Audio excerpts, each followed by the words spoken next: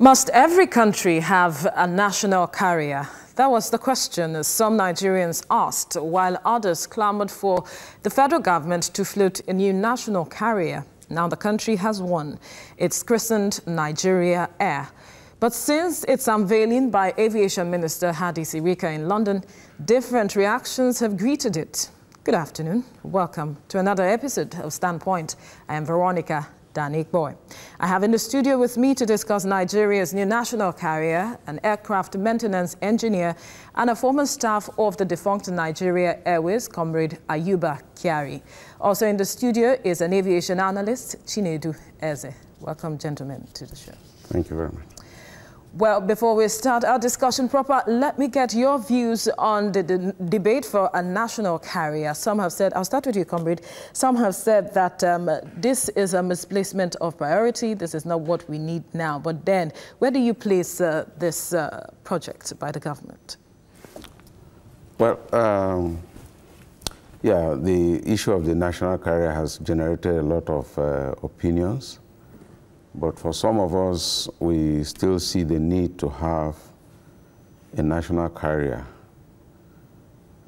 in a country that has almost 200 million human beings in the country and without a national carrier.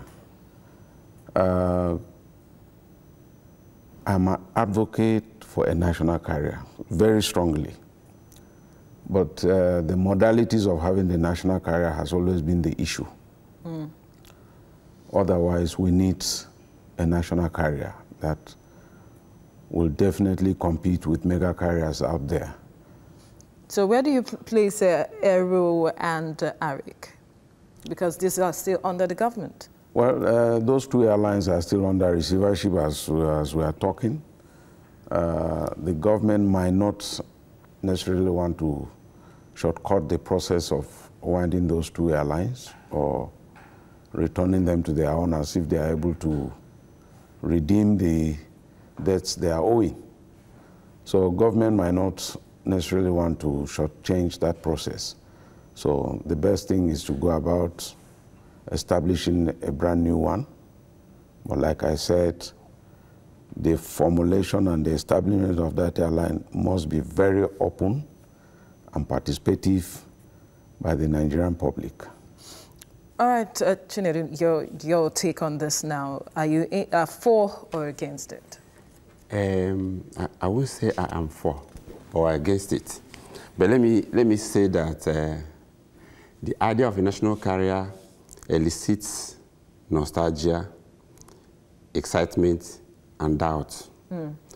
Nostalgia that if you meet anybody that worked with Nigeria Airways, he wants a recreation of that experience.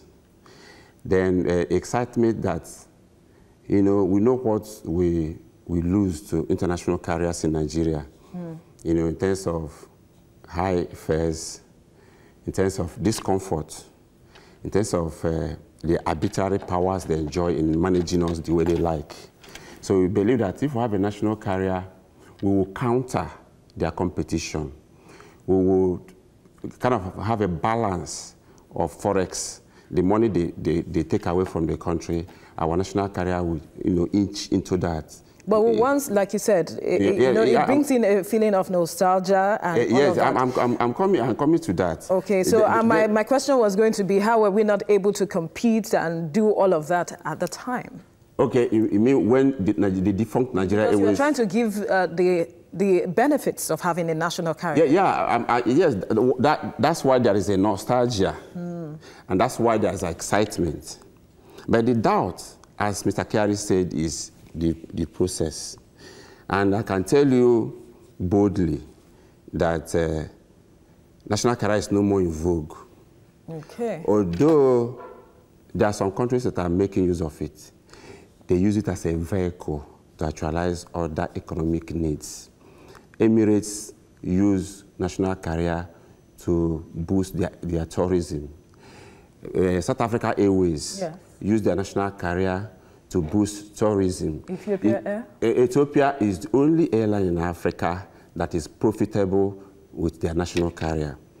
Kenya Airways their government has 49% of the stakes. With partnership with KLM, they are not making any profit. And Nigeria is not very popular about transparency and commitment and patriotism. So if Nigeria is going to run a national carrier, one can even say this is the way it's going to end. But we just get carried away by the reading of the time. Carried away by the way it's going to end because of the modalities in place, yes, or because of the transparency of the operations, yes, or what really? Because I was asking earlier, how come, if you know these advantages, how is it that we did not make good use of the previous ones we've had to, achieve these advantages? You are correct, because so, we had a seminar on Thursday at Sheraton. One of the operators was saying that Nigeria Airways was not a successful story, and he has his points. You cannot remember when Nigeria Airways was profitable. Government was always injecting funds. In fact, at the time, they wanted to automate the revenue processes. The workers aborted it. Why? Because they don't want transparency. So national carrier, especially in Africa, is a kind of a vehicle to create money for the boys. Yes. And so what could be different this time, Comrade? There's nothing different. To me, that's personal. That's to you. Now I'm asking Comrade. Okay, okay. Well, there would be definitely a difference this time around, going by what the government is telling the nation, that the government is not going to be involved in the running of this airline. It's going to be purely a private business. Then it still belongs to the government. It's going to be a private business. 5% of government will not be a decision-making percentage in such. Certain? Yeah, in such an airline. So if that is going to be, we are yet to determine who the 95% it is going to be something like British Airways. Today we call it a national carrier of Britain, but definitely it's a private entity. It's a private entity. It's just that the government is supporting that airline to grow. And during the period Nigeria Airways was not there, we were expecting that our government should have supported our indigenous airlines to grow. But we never saw that. There was no government policy to support these airlines. And it's still the same thing till today. They are not being supported. So the fear has always been from the domestic airlines, if a national carrier comes, what is going to happen to the indigenous carrier?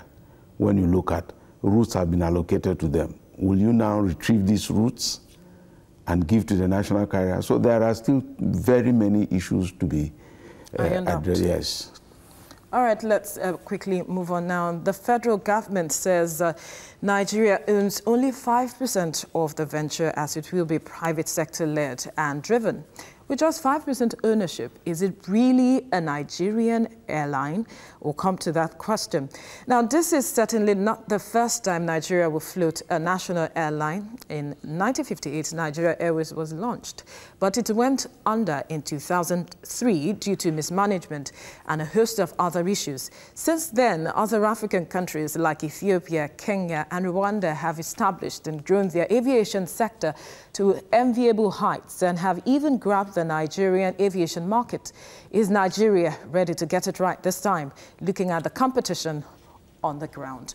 Before we come to that question of the competition on the ground, the 5% being owned by the federal government and 95% being owned by the private sector, are we going to say that this really belongs to Nigeria? Because some have said that the Emirates is going to be a part of this. The Ethiopian Airlines is also, being a part of those who are interested, so to speak, or prospects that are going to be a part of this, Chinedu. Okay, yeah, the 5% is enough to make it a national carrier. Because what we want to have is an efficient airline. An efficient airline should not be run by government. So the core sign and everything about the airline, the 5% can guarantee it. Now you are bringing other investors. They will have what we call core investor or technical partner, which government has not made up its mind. But in 2016, there was a diplomatic visit of Qatar to Nigeria. I think that was when they started talking about having Qatar Airways, becoming the core investor or a major partner. Now, Ethiopia Airlines told Bloomberg about 3 days ago that they are also interested. What is baffling about national carrier now is that why so much is talked about it, we're yet to see anything on ground.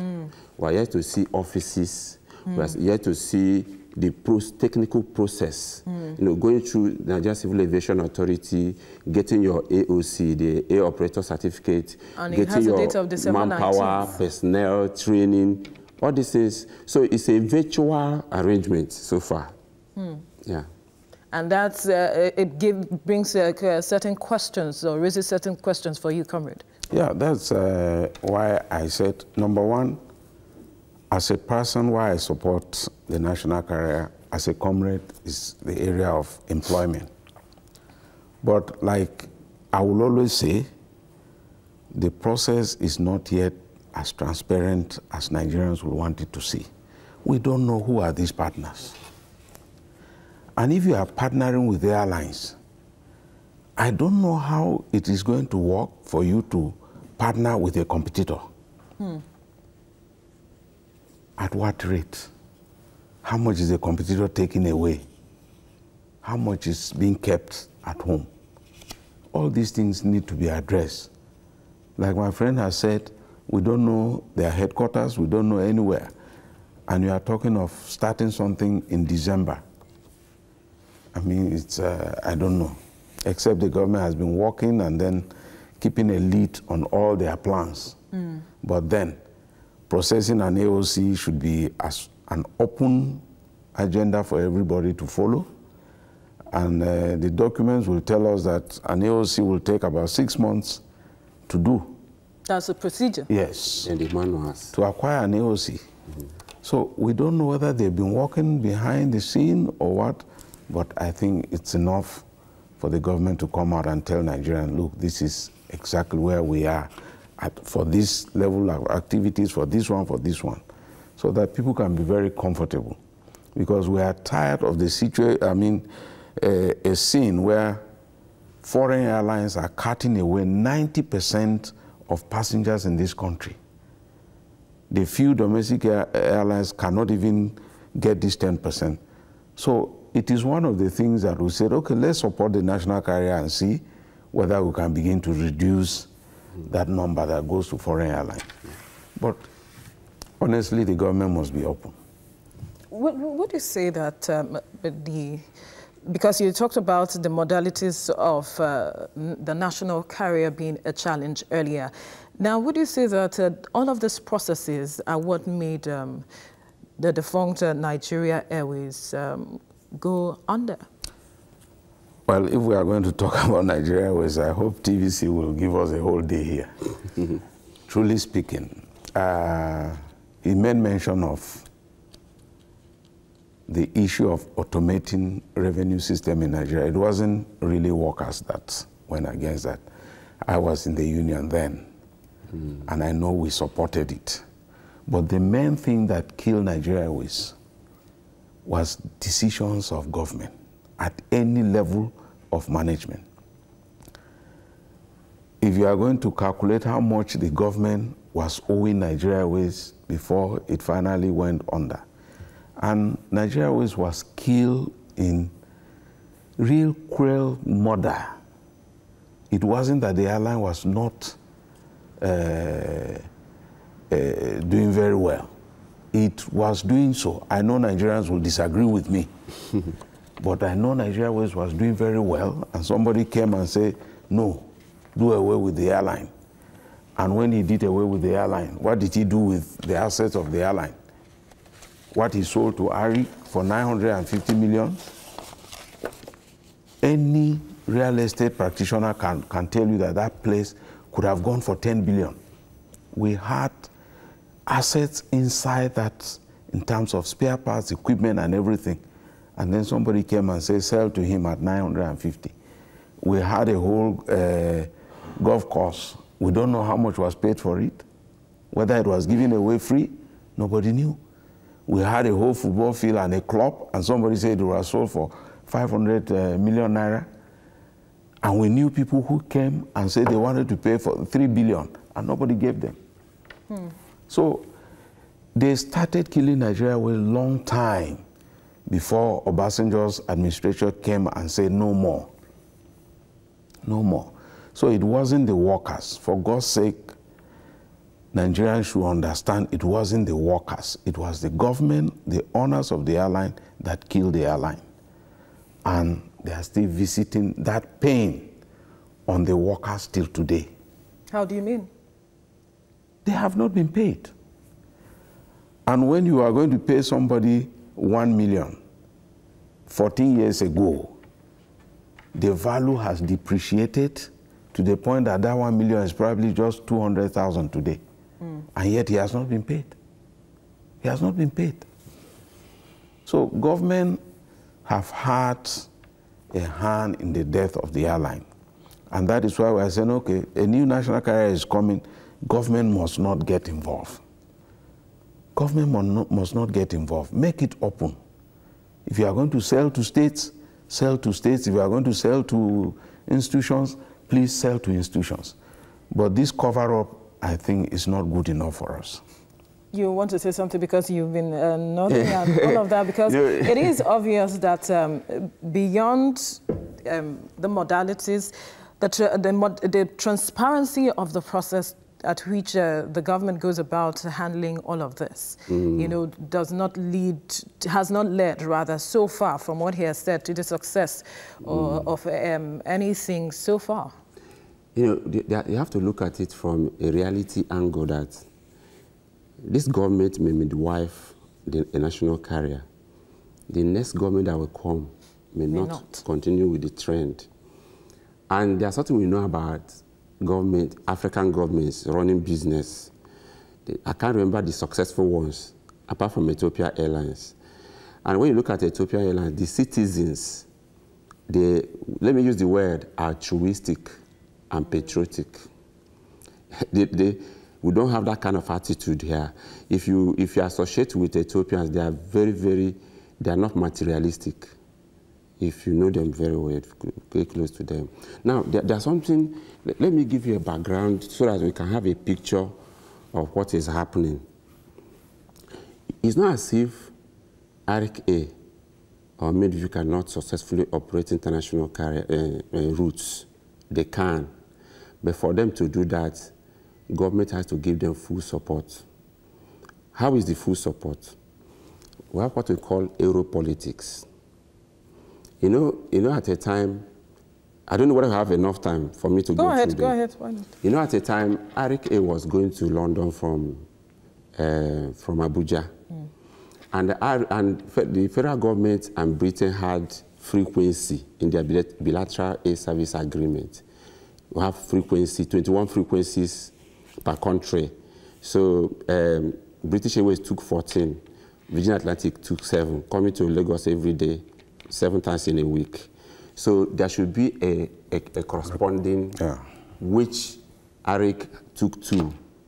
Ideally had to operate from Abuja to Lagos, to London, 7 times, and 7 times from. So at a time, Britain said they are doing slots, that Arik would no more be allowed to come from Abuja to London on that frequency, unless they have to pay for slots. Now, the then minister, Odua, you know, wanted to fight for Arik and really fought for Arik. But at a time, the minister, the UK minister, called the president and everything was quashed. So the thing was the fight ended. But let me tell you, in a country that is bold and is protecting its own, what they would have done was to stop British Airways from coming to Abuja and even Lagos. You know, when they do it, they will open up. That's the Europolitics. They use the Europolitics to stop Arik in order to pave way for their own airlines. That's competition. Yeah, so because of the lackadaisical and complacent attitude of government to domestic carriers, they find it difficult to operate international routes because government does not protect their back. Now that government is going to operate a national carrier, they will give them everything. They will pamper them. You know. All right, if you could just hold the thought. We have Tunde on the line. Go ahead with your contribution, Tunde. Yeah, good afternoon. Good afternoon. I think there is news trending now about government's approval of some payments to former staff of Nigerian Airways that could help your conversation. I think that has been a very sore point for a very long time about what do we do with the liquidation of Nigerian Airways if we have to have a national carrier. That's aside. I think the idea of a national carrier is a welcome development if it is going to be handled with all sense of responsibility, patriotism, and transparency. There's a lot to gain and to lose if we have a very efficient national line for reasons that have been exhausted. But my worry is the management, but in terms of conceptualization, I've read Obi Ezekwesili's standpoint. I've also shared certain other reservations about a new I want to remind those critics and those people who are not in favor of a national airline to remember that this is a government of change. I think there is a new beginning and people are trying to think anew. I think as it stands to reason that we are beginning to look at ideas from all right, today, thank you for your contribution. Thank you so much. All right, go ahead. Okay, now, there is the Director General of Airport Council International Worldwide, Angela Gittins. She had an argument. He said in a country where we have the diaspora population, Nigeria is almost 100 million. Nigeria needs a dynamic aviation in air transport industry that will encourage competition.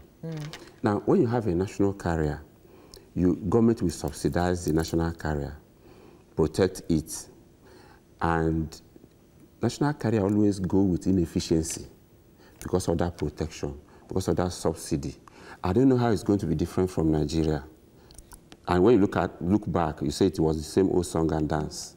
You know, NAL was protected, and yet it crumbled. So Gittins was saying that there should be openness, there should be liberalization so that there will be competition. And competition will empower, will benefit the airline, the passengers, and create a very robust market.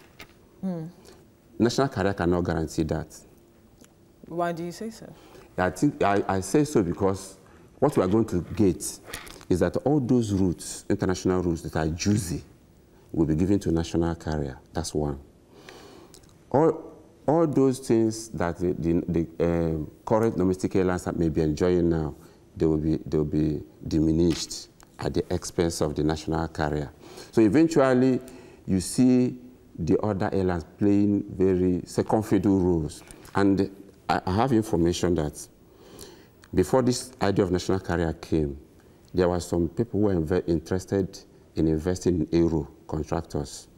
They were interested in investing in ARIC because they are now government under ANCOM management. When they heard about the national carrier, they knew that any other airline will play a second fiddle role. So it's not like, this is open, this is a big market for, you know, and you are not sure. I agree that this is a government of change, but the government of change is not permanent. At most 2023 it goes. What happens thereafter? Well, but the government has not really come out to, you know, lay out the modalities for all of this. These are just your projections. Yes. Go ahead. I just wanted to add to the modalities of protection. During Abacha's regime, Nigeria Airways had an issue in UK.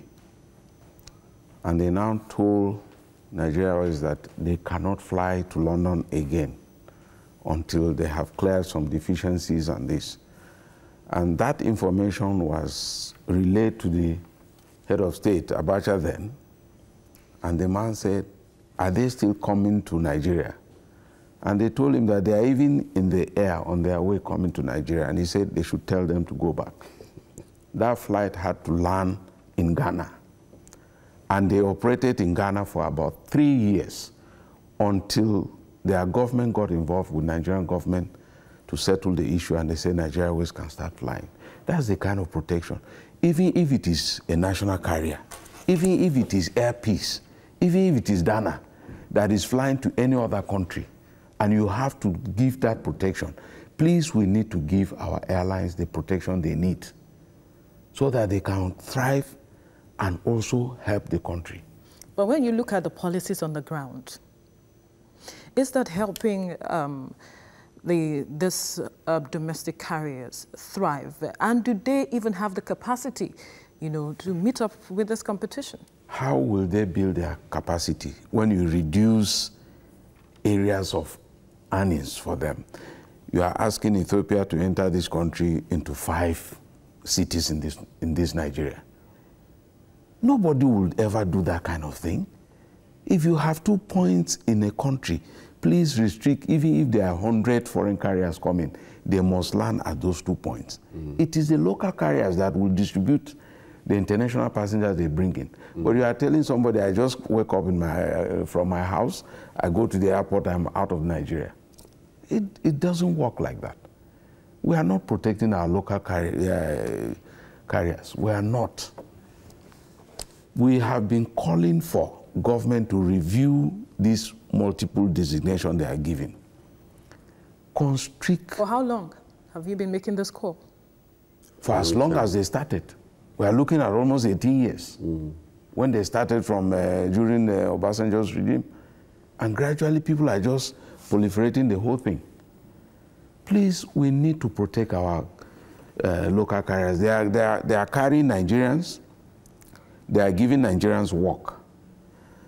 I don't know if you put together all the Nigerians that are employed by these foreign carriers in Nigeria. I don't know how many, but I don't think they are up to 4,000. All of them put together. They are not employing up to 4,000 Nigerians.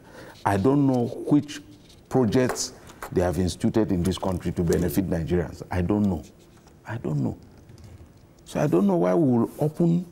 To me, it's like opening our bedrooms for anybody to just come in. Walk in. Yes. We need to protect our airlines and the industry.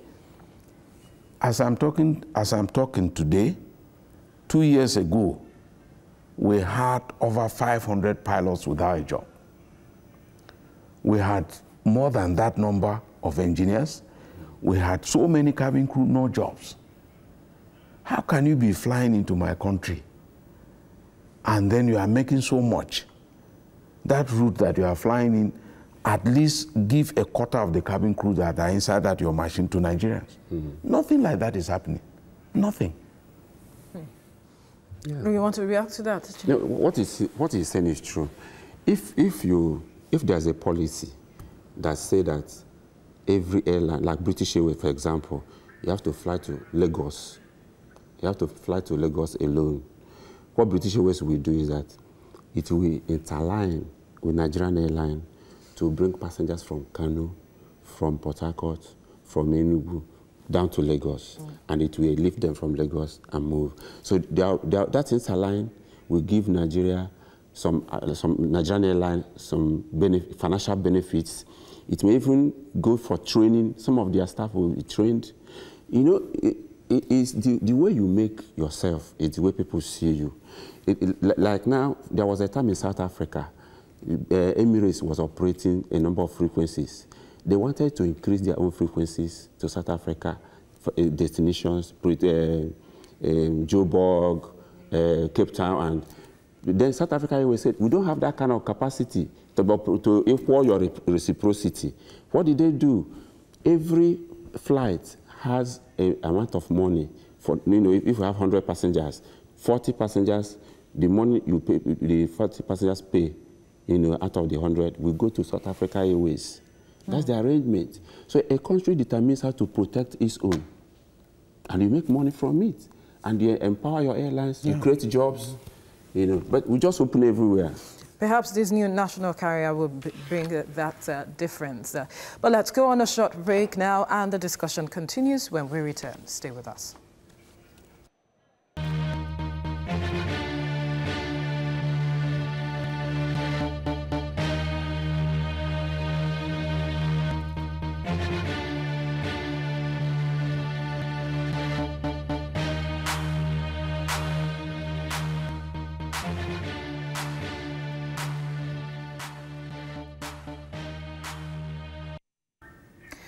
One person that has been very vocal about the new carrier is former Education Minister Oby Ezekwesili. She categorically stated that the new venture will fail, as it was a prestige project the country scarcely has the resources to finance.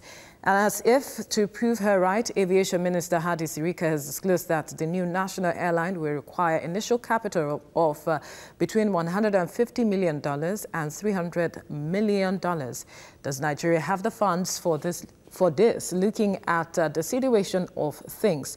Or will the government have to also borrow to fund this project? Comrade? Well, when you talk about the capacity of this government to fund the project, a lot of Nigerians are aware that the government does have that capacity. The political will to go about it is another thing. The government also has a lot of channels to be able to source for money to go into this project. But the truth is, we need sincerity. We need sincerity.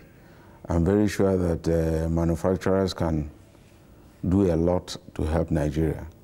And these manufacturers are based in countries that our government has very good diplomatic relationship with them. And at that level of diplomacy, I know the government can easily find a way out to raise that amount of money. But if we are going to look at it with what is on ground and because we need to look at it with the realities on the ground. Yeah. Can we really push for this project? Because so many things are begging for the government's attention. No, except we are saying the government's 5% is that $300 million. But if it is not that government 5%, the other people that are going to be shareholders in the project, it's possible that the government has put them together and they have the money already. So it might not necessarily be government's money. It's a statement made by government. It's a statement made by government, but it's not yet clear if the 5% is the 300 million, because it's saying the takeoff grant of 300 million to purchase 5 aircraft. And the question on the lips of many is, where is this money going to come from? Really, yeah. Okay, the federal government is going to spend the money, 8.8 million first, then $300 million. Then it has already exhausted 1.7 billion naira in research. It has transaction advisor and it's funding for that. So the question is, where does government stop spending and then investors take over from? And who are the investors? When you are dealing with a country as a government, you have to be open and transparent. People have to know what you are doing. There's nothing under the box kind of arrangement, for any kind of like a huge investment like this one. So you keep people in the dark. You want them to do guesswork about what you are doing. That's not a strategy. That's suspicious. And so that is why people are saying that this is already building on a shaky foundation. Yes. And now, how do we get, when you talk about having foreign investors, how many foreign investors are enthusiastic about investing in Nigeria? Not just national carrier. How many people are coming in? All right, if you could just hold the thought. We have Babashola calling from London. Go ahead with your contribution. Yes, it's good to hear the discussion going on. And I'm happy for the gentlemen on the show, particularly the one that has been involved with the engineering maintenance. They should address the issue of Nigerians' attitude and stop talking about government alone. Government, yes, but Nigerians themselves who work in the system colluded with government to have free flight. Many of my old friends, I retired 20 years ago. Many of my own friends who work in the airlines never paid. They were paying pittance to travel to London. All the ministers would delay flights at the airport for hours before taking off. So these are inefficiencies that cannot be allowed. But with the new arrangement, I trust that can be taken care of, because the partners will not allow all the inefficiencies that is typical of the Nigerian businessmen. All right, thank you for your contribution. Thank you. You were saying something. Sorry, before Okay, so now, if we have these investors, because that's one basic fact, everybody in the world knows that Nigeria is a big market. If government can get itself right, do the right thing, do the policy, and be consistent in the policy and not changing it, now people will come in and invest. Do we have the right policies in place to ensure that the aviation market thrives? Yes, we may have very ideal policies, but they may not be implemented, or its implementation may be truncated, depending on the whims of government. I will give you an example. When Virgin Atlantic came to Nigeria, the government of the day gave them international airport, Lagos, to operate from. That was part of the agreement. After some time, they say for security reasons, they have to move from there. And they were forced to leave that place. That was an abortion of an agreement. Then other issues came up, forcing Richard Branson to leave. So, and there are issues like that which I may not raise because of time. If you have an agreement, you have to hold on to that agreement. You have to be consistent to that agreement from tenure to tenure of a government. So these are the kind of things investors look at. If you bring Qatar Airways to be a core investor in the new national carrier, are they going to abide by the rules at the initial time? Or is it tomorrow there will be litigations? Because foreign investors don't have time for litigations. They will just pull out. So these are the facts you have to look at. Everything looks very well, everything seems clean, everything seems ideal. But in reality, are we actually going to do this successfully? All right, Comrade, you wanted to say something? Yes. Let me leave what I wanted to say earlier and come to policy issues. When you look at aviation, normally policies are supposed to drive the industry successfully. But you now look at it, we had policies during Kema Chikwe, there was reforms of policies. After that, we did another one. Stella Odua did her own, and everybody shouted that there was no policy. And as I'm talking, nobody has addressed that aviation policy again, as we are talking today. Now look at the evils of policies at times. We now said no airline should fly if it doesn't have 2 aeroplanes minimum. And so First Nation was caught in that policy. I don't know how this policy evolved and came. Today, an aircraft with over 200 seating capacity has been removed from the capacity in the industry. Instead of advising the man, you don't have, take from Airpeace, if you are going one route, Airpeace, please, can you use one of your aircraft on my route? Now, a whole aircraft is sitting on the ground, and for God's sake, no aircraft will sit on the ground without incurring cost. Maintenance costs are there every day. At the end of the day, the man may not be able to repair that aircraft and it's gone. Please, policies should be able to support our airlines.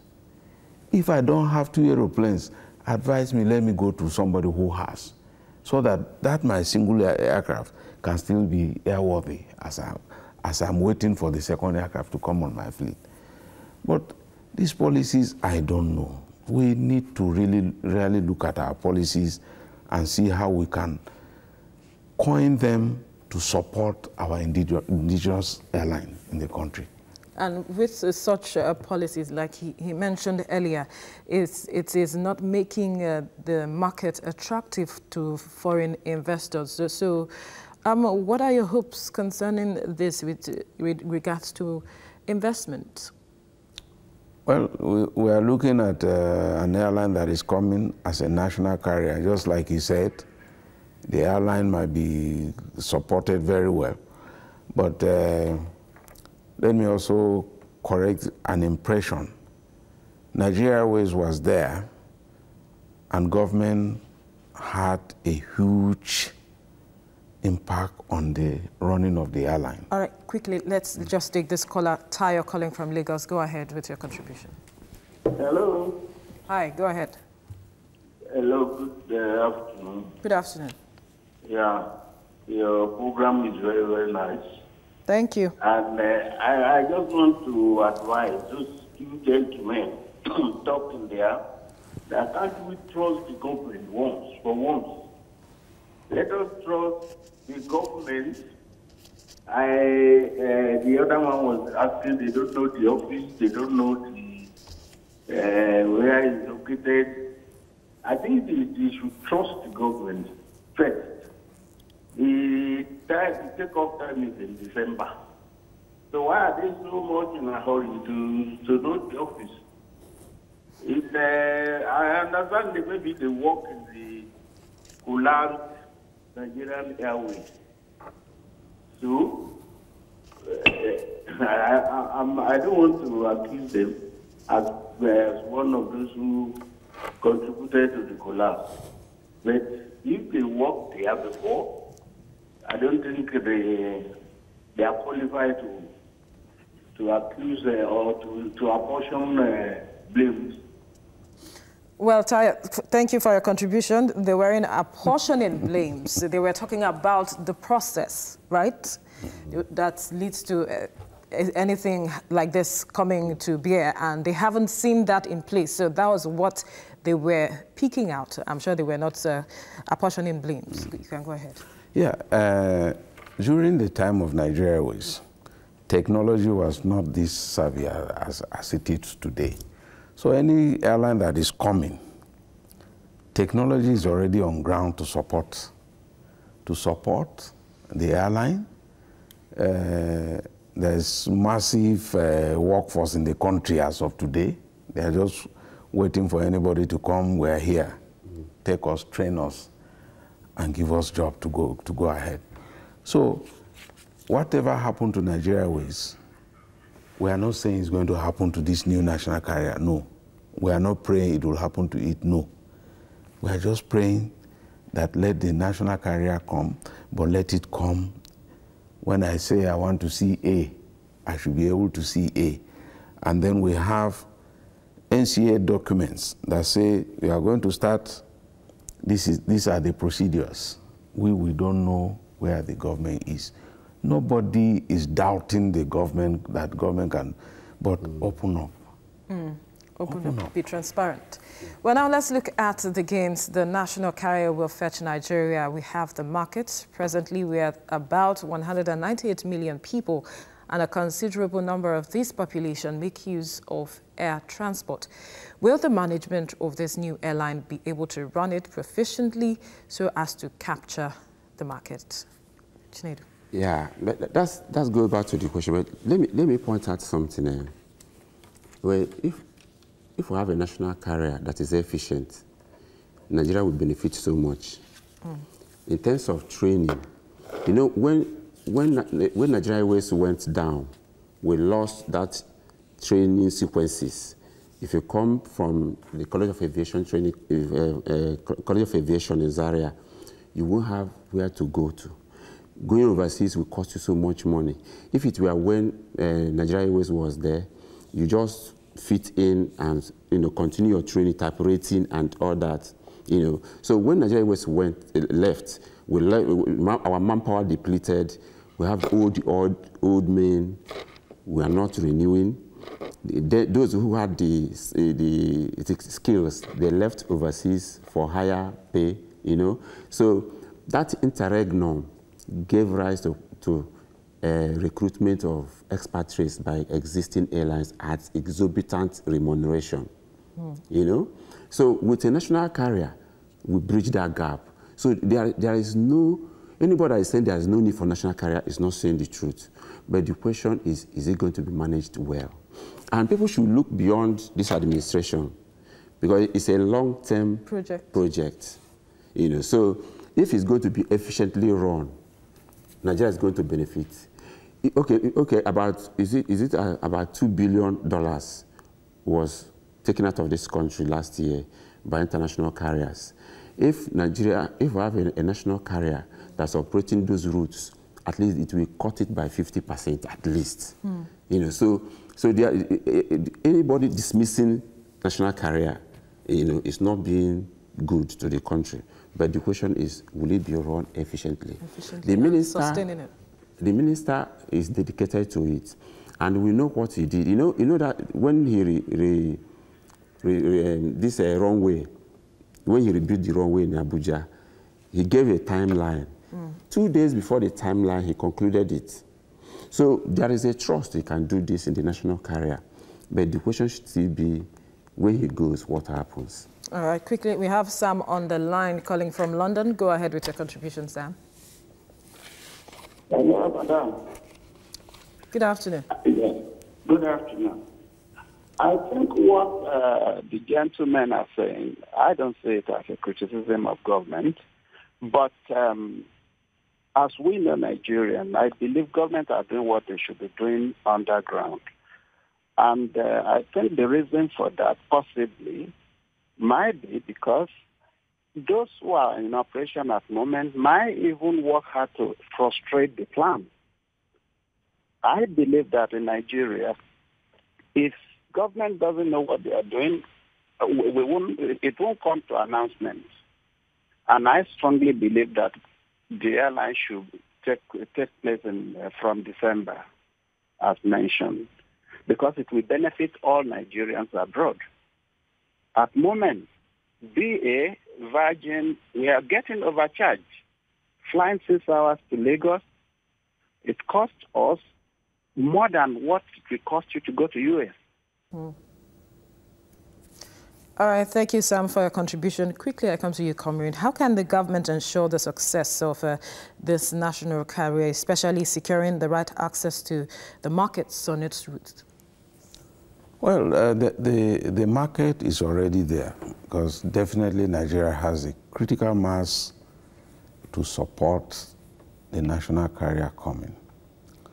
And if we had not done away with Nigeria Airways and were managing it very well, today Nigeria Airways should be talking of something like 60, 70 aeroplanes. And if they had that capacity, I'm telling you, a lot of foreign airlines some would have pulled out of this country for lack of market.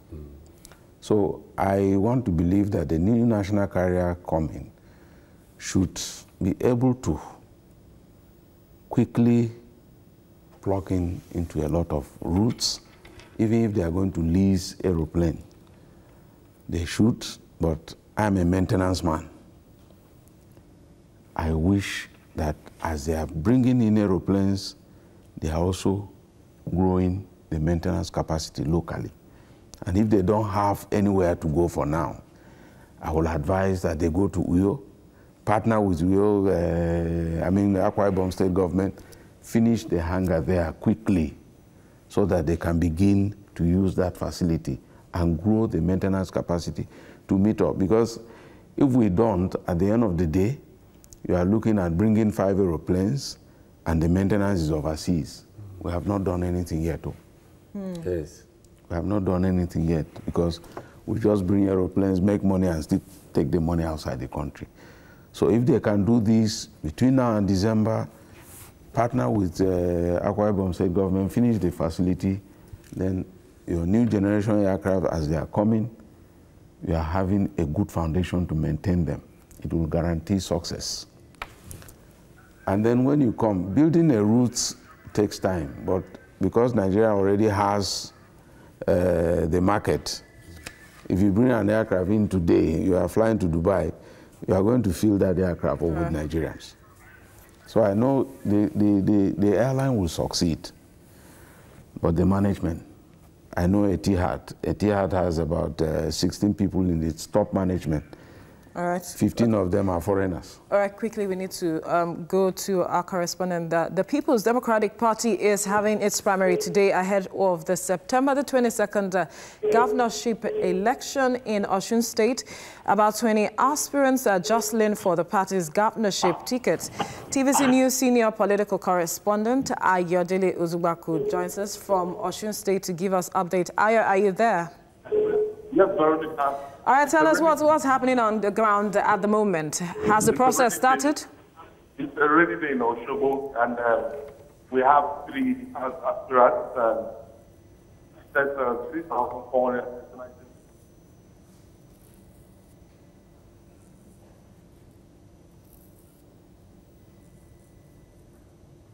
At the initial stage, and they came out one by one, and to announce that they're stepping out for one aspirant or the other. So ultimately now, out of 11, we just have 3 people just need to become the candidates of the People's Democratic Party ahead of the September 22nd governorship election. And this exercise is being conducted by the governor of Osun State, that is Governor Siriaki, and Governor Siriaki is here.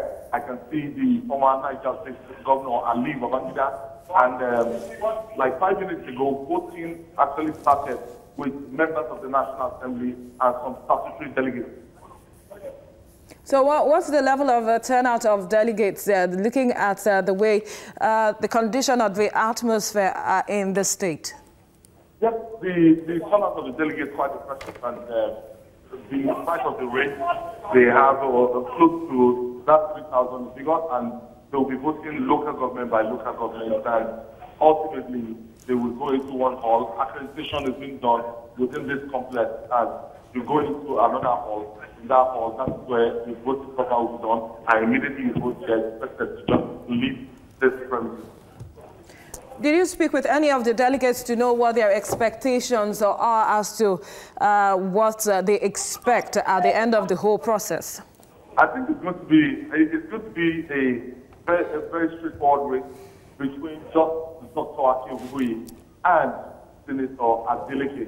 And if you see the way there's the number of delegates, the commune, and those delegates, I mean those candidates who have been aspirants were actually called earlier to tell people what they have for them. And if you look at the atmosphere, you will know that, look, it's going to be a strict contest between Dr. Akin Ogunwuyi of the People's Democratic Party and Senator Adeleke. All right, Aya, thank you so much for bringing us up to speed. We'll definitely get back to you for more updates. Okay. Thank you. Well, thank you, gentlemen, for your contributions. I apologize. We needed to quickly divert to get updates from our correspondent there, but I must thank you for your contribution on the show this afternoon. Well, that's our package on today's edition of Standpoint. Thank you so much for watching. Remember, you can watch a repeat of this edition tomorrow by 7 a.m. I'm Veronica Danik Boy. Enjoy your weekend.